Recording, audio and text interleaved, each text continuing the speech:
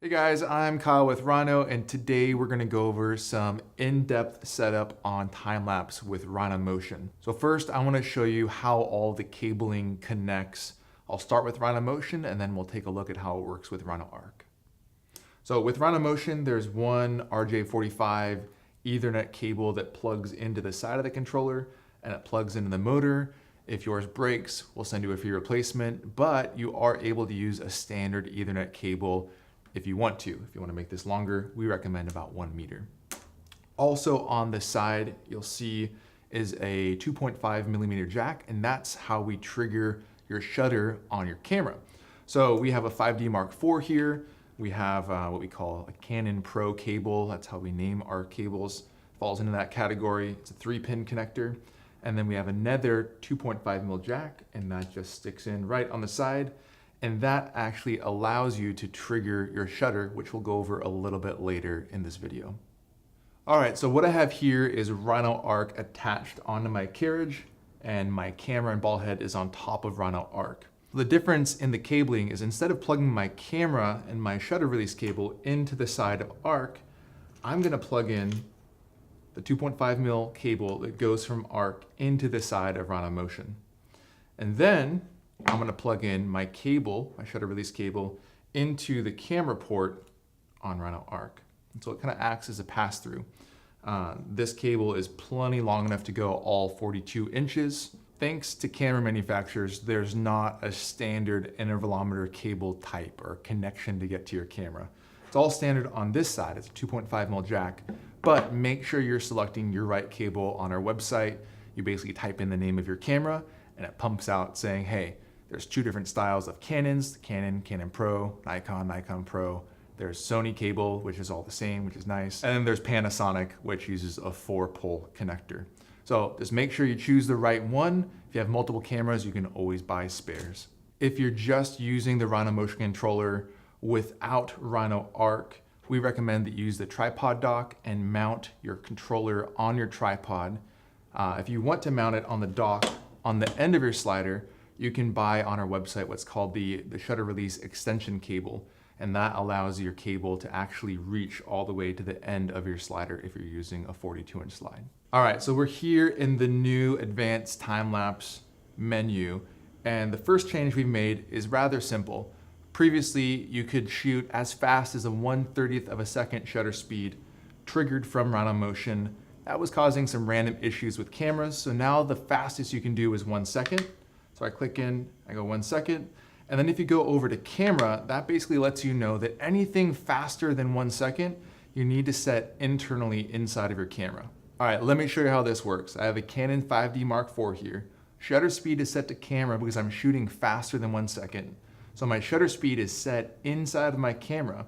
It's not in bulb mode, it's in manual mode. Set to 1/25th of a second here. I go to test shot, and it triggers my exposure. If I want to do over 1 second, we recommend that you put your shutter speed to whatever you want. Let's say 5 seconds. I'm gonna switch my camera to bulb mode, take my test shot. It's gonna get me a 5-second exposure. So that's how you do exposures under 1 second and over 1 second. So some of you are asking, how do I get to bulb mode in my camera?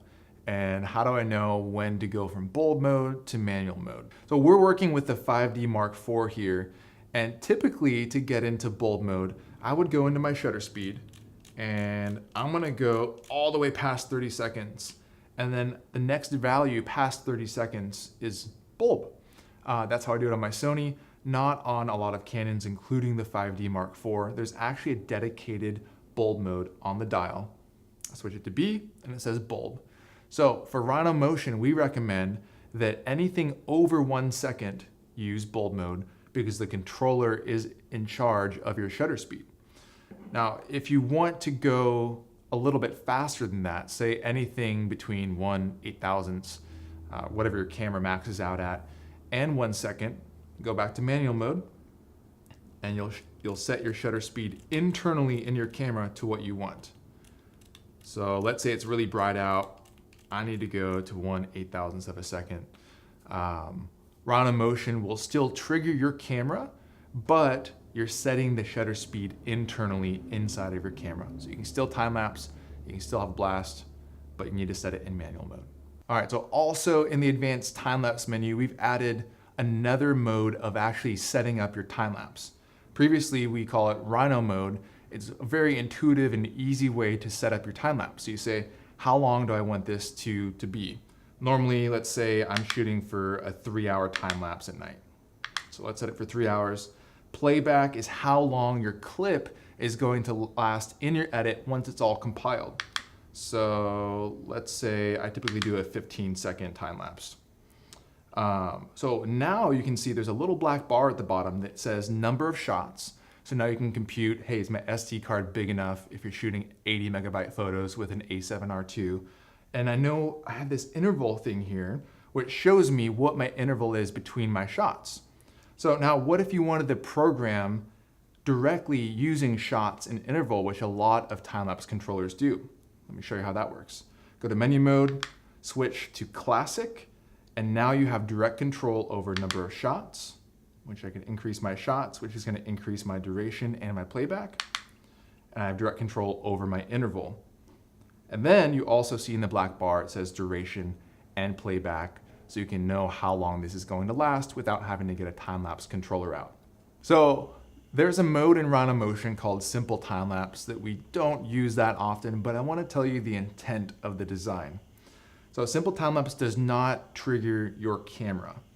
All it does is it moves at a continuous speed across the track for the duration that you set and the direction that you set. So looking at the menu, our distance, this is just the default distance, the amount of travel you get on a 24-inch slider. It's 17.3 inches. So you can't go over that unless you get the 42-inch rails.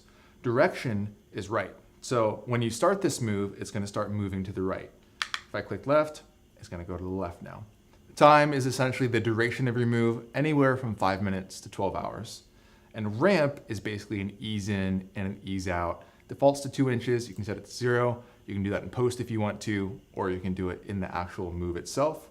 I press start, it's at its starting place, I press go, and if we sat here for 3 hours, you would see your move. So why do you use Simple Time-Lapse?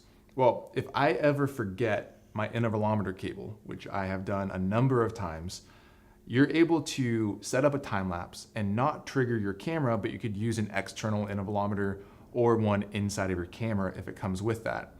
Also, I do it for GoPro time-lapses, for iPhone time-lapses, when I'm not communicating directly to my camera and I just want a simple, constant speed time-lapse. All right, let's say you take a time-lapse and you set it to be 360 shots, but you get all of your clips and you pull them into your folder and say maybe you only have 342. What happened? Well, here's a couple ideas to see why you might have missed shots.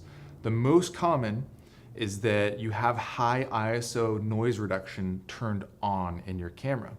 So a lot of cameras will try to, basically if you're shooting a high ISO and you're shooting the Milky Way, it'll actually try to remove some of that noise in post-process before it takes the next shot.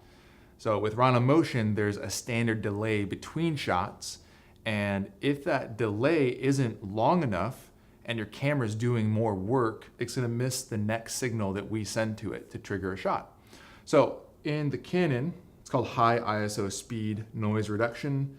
I'm gonna turn that off and disable it. So it allows you to do your noise reduction in post, which we all recommend you do in Lightroom because it's much better at reducing noise than your camera is internally. Now, the other reason that you might be missing shots is because your file size is so large that your camera is taking longer to write that. So to fix that, you can either get a faster SD card that allows you to write faster.